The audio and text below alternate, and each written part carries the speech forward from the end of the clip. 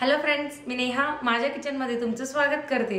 आज मी तुमच्यासाठी एक पालेभाजीची रेसिपी घेऊन आलेली आहे, ती म्हणजे आंबट चुका। ही भाजी थोडीशी आंबट असते, म्हणून आपण ह्या भाजीला गोड आणि आंबट अशा चवीने आज बनवणार आहोत। तुम्हाला जरूर आवडेल, तुम्ही नक्की घरी ट्राय करून बघा।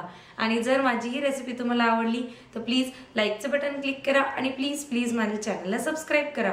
तर आता आपण आंबट चुक्याच्या साहित्य आणि कृतीकडे वळूया। आंबट चुक्याचे इथे मी पानं निवडून घेतलेले आहेत। ही भाजी थोडी आंबट असते म्हणून आपण त्याच्यात गूळ टाकणार आहोत। तुम्हाला जर आंबट आवडत असेल तर तुम्ही गूळ नाही टाकला तरी चालेल। हळद, मीठ घेतलेलं आहे, 7-8 लसणाच्या पाकळ्या घेतलेल्या आहेत, 3 ते 4 हिरव्या मिरच्या घेतलेल्या आहेत, जिरं आणि हिंग एकत्र करून घेतलेलं आहे, थोडी तुरीची डाळ घेतलेली आहे, साधारण मोठा 1-1.5 चमचा, आणि पाणी घेतलेलं आहे।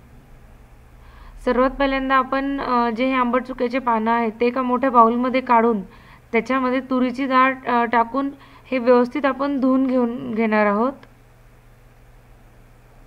आता हे व्यवस्थित मी धुवून घेतलेलं आहे आणि त्याच्यात थोडंसं पाणी टाकून ठेवलेलं आहे। जोपर्यंत ते पाणी आपण म्हणजे टाकणार आहोत तोपर्यंत बाकीच्या कृतीची तयारी करून घेणार आहे।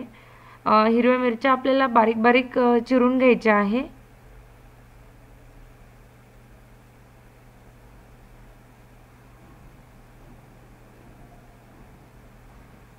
आता ह्या अशा पद्धतीने मिरच्या चिरून घेतल्यानंतर जो लसूण घेतलेला होता तो आपण थोडासा ठेचून घेणार आहोत। तुम्हाला पाहिजे तर तुम्ही छोटे छोटे तुकडे पण करू शकता, पण ठेचल्याने त्याची चव जास्ती छान येते। आता ही भाजी आपण डायरेक्ट कुकरमध्ये करणार आहोत, त्यासाठी मी इथे कुकर गरम करायला ठेवलेला आहे। त्याच्यामध्ये आपल्याला 3-4 चमचे तेल टाकून घ्यायचं आहे। तेल थोडंसं गरम झाल्यानंतर आपण त्याच्यात हिंग आणि जिरं जे एकत्र करून घेतलेलं आहे ते आपण याच्यात टाकायचं आहे। आणि ते जिरं थोडंसं तडतडल्यानंतर जे लसूण आपण ठेचून घेतलेला होता तो सर्वात पहिले आपण टाकणार आहोत।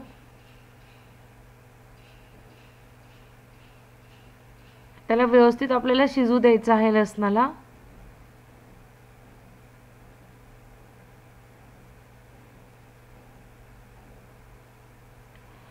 आता लसूण शिजल्यानंतर जे हिरव्या मिरच्या बारीक चिरून घेतलेल्या होत्या आपण त्या टाकायच्या आहे आणि या सगळ्या गोष्टींना मीडियम गॅसवर आपल्याला थोडं शिजू द्यायचं आहे। आता लसूण आणि हिरवी मिरची एकदम व्यवस्थित आपले झालेले आहेत। तर आता आपण त्याच्यात थोडीशी हळद टाकणार आहोत, साधारण अर्धा चमचा। हळद टाकल्यानंतर थोडंसं मिक्स करून घ्यायचं आहे आणि मग जे आपण आंबट चुका आणि डाळ एकत्र करून घेतलेली होती पाण्यामध्ये भिजत, ती आपण याच्यात टाकून देणार आहोत। आणि ती टाकल्यानंतर आपण हे सगळं व्यवस्थित एकत्र करून घ्यायचं आहे। तुम्ही बघताय की आता ते पानं एकदम नरम होऊन गेलेले आहेत, तर आपण त्याच्यात आता थोडंसं मीठ टाकणार आहोत। मीठ टाकल्यानंतर गूळ टाकायचा आहे, आपल्या आवडीनुसार आपण टाकू शकतो की जेवढं आपल्याला आंबट गोड पाहिजे असेल तेवढं। आणि आता गूळ टाकल्यानंतर हे सर्व साहित्य परत एकत्र करून घ्यायचं आहे आपल्याला। आणि थोडंसं म्हणजे साधारण अर्धा पाऊण ग्लास आपल्याला त्याच्यात पाणी टाकायचं आहे, कारण की त्याच्यात डाळ शिजायला आपल्याला पाणी राहू द्यायचं आहे। आणि झाकण आपल्याला आता लावून घ्यायचं आहे पाणी टाकल्यानंतर लगेचच। आणि याला साधारण 3 शिट्ट्या मीडियम गॅसवर करून घ्यायच्या आहे।